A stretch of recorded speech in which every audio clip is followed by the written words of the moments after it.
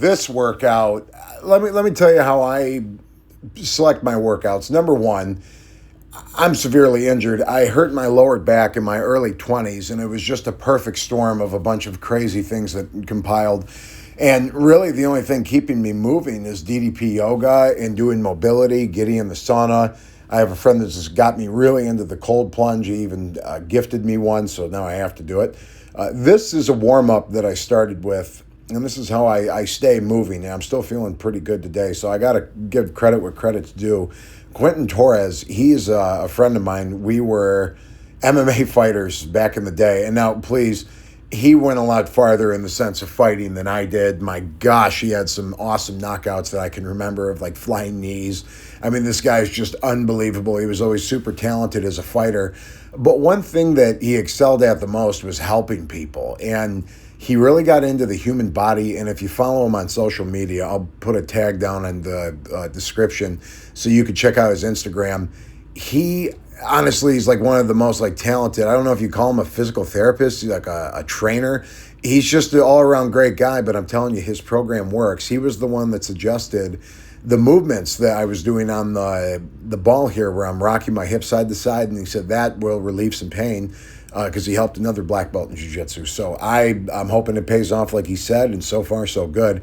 Here I'm just trying to get on the ball and balance on it, and now this ball is severely deflated, so I'm not trying to impress anybody here. I'm just pointing out that this is, it could be a lot more filled, and it's a little more challenging when that's the case. Now, what I'm doing is I'm just trying to get in this stance and open up my hips, but when I'm here, I want to go to a total state of relaxation. So I'm not looking to make it like this crazy isometric workout. I'm actually trying to find complete peace when I'm in that position, and then I'm finishing with just trying to stand up, and you'll see I kind of fall off, like I stand up, I don't fall completely. I made sure I landed, but I'm just trying to work this deep stance and be as relaxed as possible and connect my mind and my body, try to get my back as straight as possible, but not today.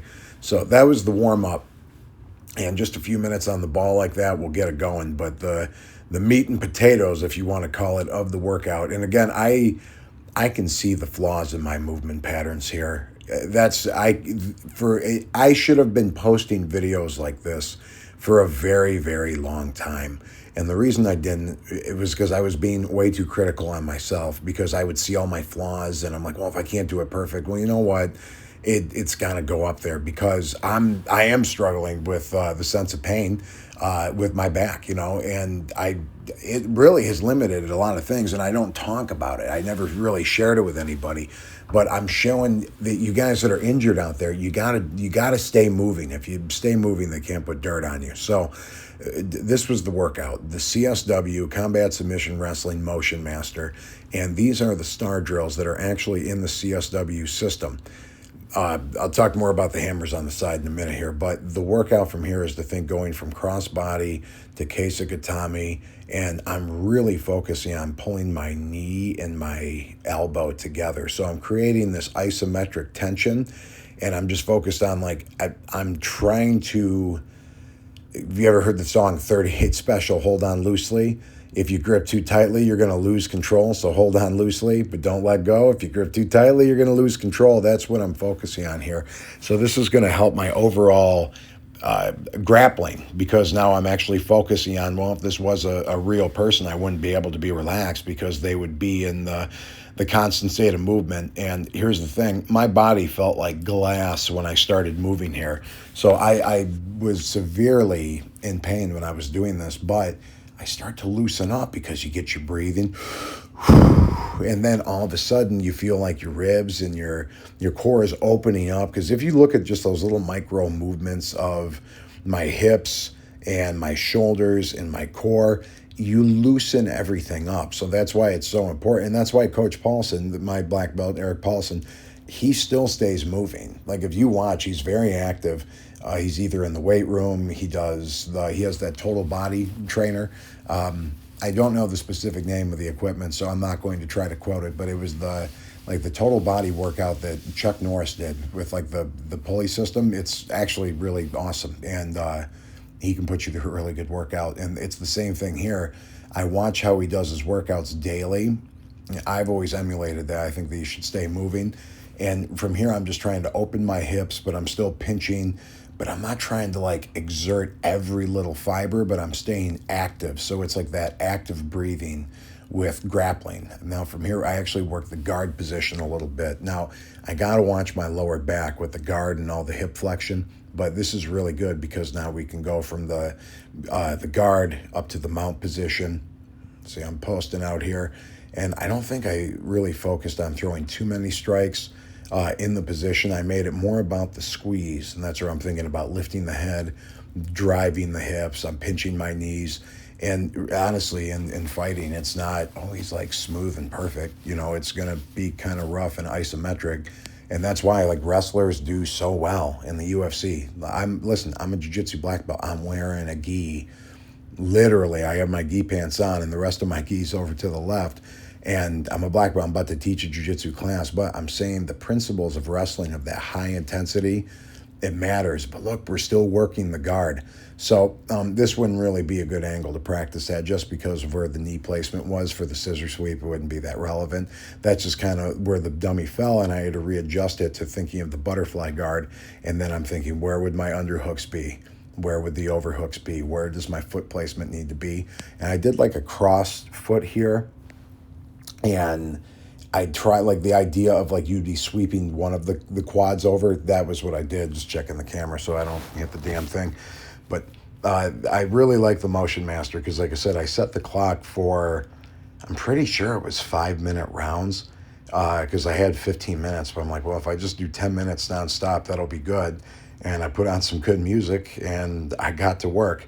A quick note on the hammers. I did a flow where I held one in each hand and just kind of went through the motions to loosen up my spine. Now, here is where I really got the cardio.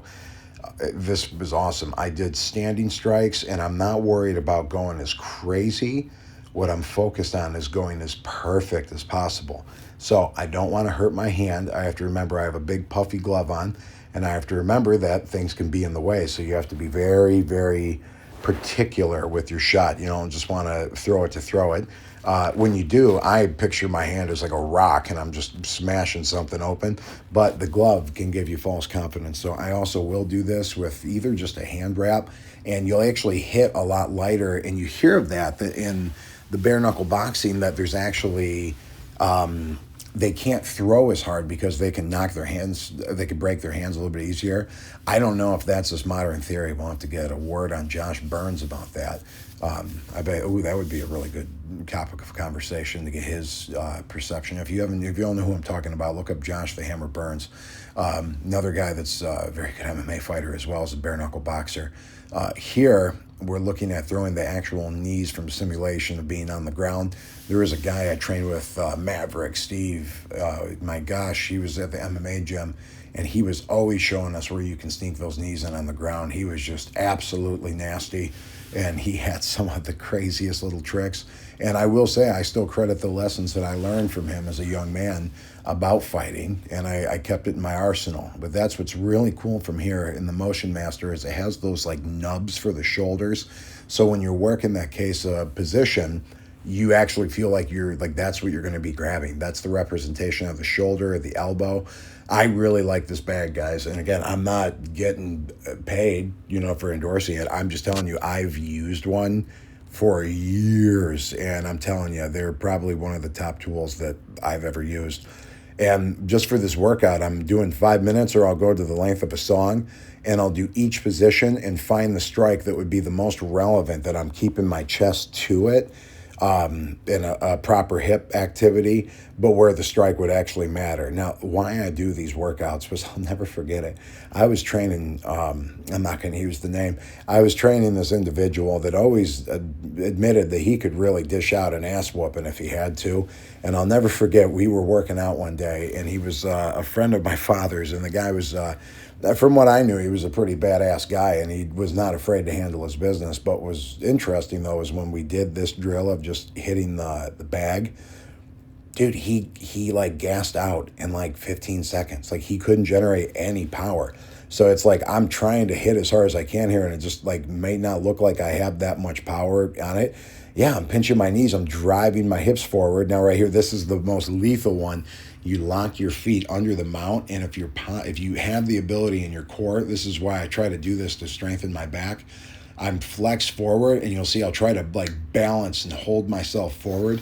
But I realized that, like, dude, this guy doesn't have any power. And I was like that when I started, but I realized just by doing this, you actually increase your ability and your confidence, because you will have the ability with your cardio for a real life situation. If you don't have you don't have a partner, this is still going to give you a workout because you're practicing the movements. No, it's not fighting back. I'm aware if you break boards, the boards don't hit back. I'm super aware of this.